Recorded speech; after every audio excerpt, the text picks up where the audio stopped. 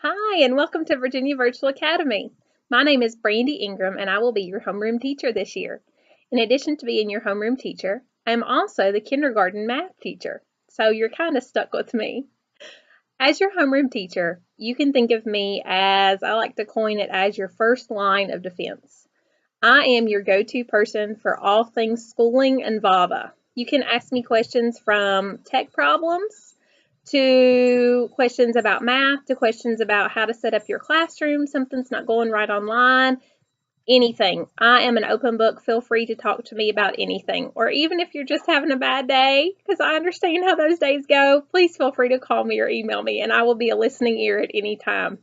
Now, in just a minute, we're going to switch gears a little bit, and I have a PowerPoint presentation that I'm going to walk you through. Almost everything in the PowerPoint presentation you have already heard before, but as homeroom teachers, we just try to reiterate the information, give it to you again, just so that we can be sure that you understand all of the ins and outs of VAVA and just a few of the things that you're supposed to be doing right now. I live in Floyd, Virginia, so I am between Blacksburg and Roanoke. I live on a farm. If you can see here, I'm actually sitting out on my front porch, so if you hear the dogs, just ignore that. It's quieter out here than it is inside with my children. I have two children. Their names are Rafe, and he is 3, and Limry just turned 1, and we also have number 3 on the way, so that should be fun. 3 under 3, or 3 and under. We'll have a full house for sure. Okay, now we're going to go ahead and switch gears a little bit to that PowerPoint presentation, and I'm going to try to not keep you for too long. Family, and here they are.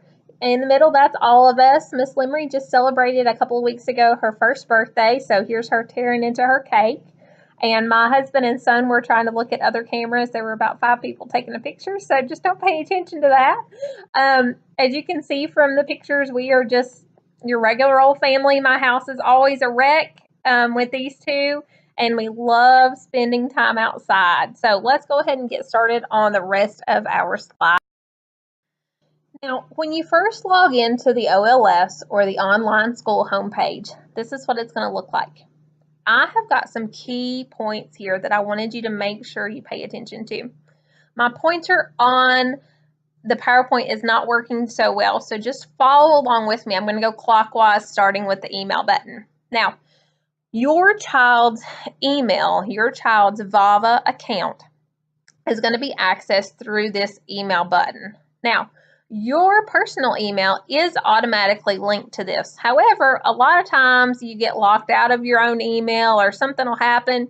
Don't panic. Don't think, oh my goodness, I'm not going to be able to see my child's emails. You can always come to this OLS page and just click on that little mail icon and it will take you right there, okay? Now, this may seem silly, but it is important. Always make sure that you find the scroll bar anywhere on the OLS because things like to hide. Things are not always right there when you log in. It does mostly require scrolling on every page, so make sure that you always scroll. When you also log in, you will notice that you can filter by the day or the week. Now, this is handy because if you look over here where I have the daily plan written out, your daily plan are the things that your child is supposed to get done that day, their plan for the day. You can also filter that by week and see what their week is going to look like. See if maybe there's a lesson that you want to move or something like that. See if there's a day that's going to be a little bit harder than another day. That way you're just able to really plan what's best for your student during that day and that week. Here is another page of the OLS that this talks about attendance. If you look down here at the first picture on the bottom left, it is a snip of what I just showed you. The attendance button is the third from the bottom. You're going to click on that and that's going to bring up a page that looks like the second picture here. This picture is a little bit bigger because it's a little bit more important. I wanted to make sure you saw it bigger. Once again, I've got this scroll bar pointed out because there are things that are lower here, not just these subjects that are listed. You have to keep scrolling so that you have more subjects to see. Always make sure that you also save any attendance that you put in, as it does not automatically save. Another thing that you'll notice on the attendance page is the calendar button. Now, this allows you to go in and essentially backdate attendance. So let's say that today is Tuesday, your Monday was crazy, but you did schoolwork and you forgot to put it in. That's no problem. You just click on this little calendar here. You go back to yesterday's date, you put in yesterday's work and attendance, and you're fine. So that calendar is super handy tool to have. Now, your attendance must be input each day. I just gave you an example of forgetting a day and things like that. That's fine. Things happen. We are human. I completely understand. But in the state of Virginia, a student will be considered truant after 10 consecutive days of missing attendance. At VAVA, this also means that the student may be automatically withdrawn. So this is why that attendance is so important, and I wanted to make sure I spent a whole slide on it. If you get 1 to 2 days behind, like I said, that's fine. Know, though, that if you get 3 and more, you're going to be getting an email from me and from our attendance officer and things such as that, just making sure that we can get you guys on track, because we do not want to get you anywhere near that 10 days, because that is scary. Now, I also have another little couple of bullets down here that I've said 990 educational hours are required in the state of Virginia per year. What this equals out to is about 5.5 to 6 hours per day for your regular school day. This is fine. As long as you work at least the 5.5 to 6 hours a day, you are going to easily meet that 990 educational hours per year. Now, I pointed out earlier the scroll bar down here on your attendance. One of the reasons that I pointed out the scroll bar is because I don't want you to forget that you can add 8 hours each week of supplemental activities, as well as 8 hours each week in PE. The supplemental and the PE are located at the bottom of your courses list on the attendance. There were so many times over the past year that learning coaches did not see the scroll bar, and they did not realize that the PE and the supplemental activities were actually lower on down the list. So that's why I wanted to make sure and point out that scroll bar to you. So always scroll down, put in that PE and supplemental activities, and then push save, and you will be ready to go. Now, the next item on our agenda today is progress. Each week, students are required to complete roughly 2.25% in each subject area. As long as you complete your daily plan each day and you work with fidelity, you will have no problem attaining this 2.25%. It will be very easy to do. Now, this will in turn equal out to the following at the end of the year. In phonics, students in kindergarten are expected to complete 95 to 100% of the entire course. In art, they're required to complete 50%. In all of the rest of our subjects, which are science, social studies, history, and so on, they're going to be required to complete 80% of the total progress. Now, like I said, let me just reiterate this one more time. As long as you work with fidelity and complete that daily plan each day and you don't get too far behind, this will not be an issue at all. At a later date, within the next couple of weeks, you will be receiving a progress chart. This is going to tell you exactly what each week's expected progress is. This is going to be very detailed. It will tell you the Monday through the Friday date, the amount of hours you're supposed to have by the end of that week, and your total progress for the end of that week. It is very black and white. It is wonderful. Print this out. I personally have it printed out and hung right beside of my laptop each day because I refer to it every single day. Now, on that same line, you're wondering probably, why am I looking at the progress chart? I don't have progress. Well, as a homeroom teacher, one of my responsibilities is to be checking on your progress. Or your students' progress. Each day, I have a certain list of students who I go through and I check their progress. If your student's progress is behind where it should be, you're probably going to be getting a phone call or an email from me. If your student's progress is at or above where it should be, you're probably not going to hear from me for a little while. So just know that you are not going to be able to so-called fall off the bandwagon without anybody knowing. I am constantly checking on this progress each day, each week, all the time. The progress and the attendance both. And if you fall behind in either, like I said, you'll be hearing from me and you will be fine. We will get through this and it will be great. Now, our next item is communication. We at VAVA ask that you check your email at least twice daily. Check it in the morning before you get started in case myself or a teacher has emailed over the night, because I will be honest, as a mother, sometimes things I don't get all the emails sent out that I need to during the day, and sometimes my emails get sent after my children go to bed. So check that email in the morning and see if I've sent you anything over the night or any other of our teachers. You should receive an email from me at least every 2 weeks. In kindergarten, we send out a newsletter, and these go out every 2 weeks. If you have not received an email from me of any kind within those 2 weeks, just throughout the year, let me know. Reach out to me and let me know, because there might be an email issue and we need to get that nipped in the bud immediately. We cannot have any email issues. Now, VAVA staff, I know that you've heard this before from one of our many informational sessions, has a 24-hour response times for both calls and emails. So that means if you call me, I have 24 business hours to get back to you. Same as email. I have 24 business hours, to get back with you. We also ask that you use the same policy for when you're communicating with teachers. If we call you or send you an email, try to use that 24 hours, the business hours rather, just to get back with us. Our primary mode of communication is going to be email.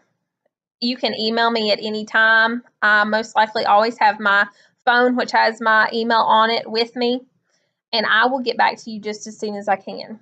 If you feel the need to call, that is wonderful too. Please know, though, that I most likely will not quite be able to answer my calls immediately, so leave a detailed voicemail. As teachers, we might not always know the answer to your question, so leaving a detailed voicemail ensures that I have time to get the perfect answer for you, and then I will call you back or email you as soon as I can. Now, you've probably heard something about this thing or these things called Class Connects. Class Connects are live classes or video classes that your student may be required to attend. We will discuss Class Connects in detail at a later date, but I just wanted to let you know that they are something that is here. It is a part of VAVA. It is wonderful. Ms. Moles, Sarah Moles, she teaches kindergarten reading, and I teach kindergarten math. So we have a good time in kindergarten math, and you do in kindergarten reading too. Miss Moles is one of my best friends, and we have a great time together. Now we have arrived at the last page, I promise, of our presentation today. This page is kind of your to-do list, as well as a couple of miscellaneous items as well that I just wanted to stick on one page together. The first thing that I'm going to need you to do after watching this video is to sign up for a conference and quick check. We're going to do it at the same time. The conference is just what it sounds like. You can ask me anything, any questions that you still have after this video and after your trainings and things such as that. And then the quick check is something that I'm going to be doing with your student. You are going to be required to use your microphone and webcam. That way, I can assess your student academically. It's not going to take long. That's why we call it a quick check. I will be going over some things such as letters, numbers, maybe their names, some colors, and some shapes. Fairly simple things that students, if they know or don't know, it will give us a good idea about where they are academically already. Now, we do ask that you have this sign up completed by Monday the 14th, so that gives you a few days to go ahead and sign up for that. There are several dates available out about 2 weeks from now. Most of my days are Mondays and Wednesdays, but there are a few Tuesday, Thursday dates in there as well, so just look through and see what works for you. If you do not see a time that works for you, just shoot me an email and just say, hey, I can't do any of these. Can you do such and such time? And I will let you know. The next thing that I need you to do after signing up for the conference, I'm sorry, I misspoke, is to complete the beginning of the year survey. This link is also in your welcome email. And this survey, I will tell you, is pretty lengthy. This survey was created by Ms. Moles and myself, and it just has several questions of things that really help us to get to know your student, get to know his or her academic tendencies and abilities, and just some things about how you do schooling at home that really helps us to better just work with you and communicate with you. And it's really helpful. I promise that it is not just a check in the box type thing. We truly do use this survey throughout the year, and we refer to it often. So please complete it with fidelity, and know that we do take everything that you have written on there to heart, and we do use it. The next things that you need to have done come from our academic administrators, and you have already heard this if you have been to a learning coach orientation. You need to complete the Intro to Online Learning courses. These courses will be available on your student's online school. The next thing, if you have not already done so, is to attend a learning coach orientation session. The last thing that they ask for you to do is to log in and begin working within 5 days of the first day of school, which is August the 28th. This just verifies that we know that you're working and that you've got everything together and things such as that. Now, we come to our miscellaneous item on the page, and this is the last thing I'm going to talk about, I promise. iReady testing. You've probably heard about iReady, but I just wanted to put a little bug in your ear about it from a homeroom teacher's point of view. This test is rather long. Be prepared that when your student does take this test, it's going to take a little bit. You're going to need to take breaks. It's a little bit tougher for the younger students. Not as in academically tougher, but just because it's a lot of information. We do also ask that you not assist your child during this test. Now, as a mom and as a teacher, I would think, oh my goodness, reading a question to a kid, explaining what a word means, something like that, that is not helping them. They still have to know the answer. Well, this test is a little bit different. It is adaptive. So what that means is if your student gets, let's say, 5 questions correct in a row, then the testing program automatically says, oh, this student is above the level of these questions. We need to move them up a level. If the student gets 5 more correct, then they get moved up another level. Sometimes it's 3 questions, sometimes it's 2, such as that. If the test considers that your child needs to move up a level or 2 or 3, then it's going to do that, and it's going to progressively get harder. Or if it feels that the questions are too hard for your student, then it's going to move the level of questions down, because it truly wants to see where your student is at academically, which is great. It is a wonderful assessment, and it really is true to the child. However, let's go back to assisting your child. The reason I say all this is because the test is not only assessed through correct answers. It also assesses through the question. If the question has a word that's a little bit tougher in it, and your student gets that question correct because they were able to read that tougher word, then the program recognizes that. So they might not have necessarily been looking for the correct answer. They were looking to see if your child could comprehend that question, if that makes sense. So if you read that question to your child, then that's going to skew the answers a little bit. If you'd like to talk further about this, please feel free to email me and I'll explain it more to you in depth. However, once the test starts, you will understand what I was saying, and it'll make sense to you. Now, go ahead and go on and sign up for a quick check. Go ahead and start working on that survey, and I will be in touch with you soon. Bye now.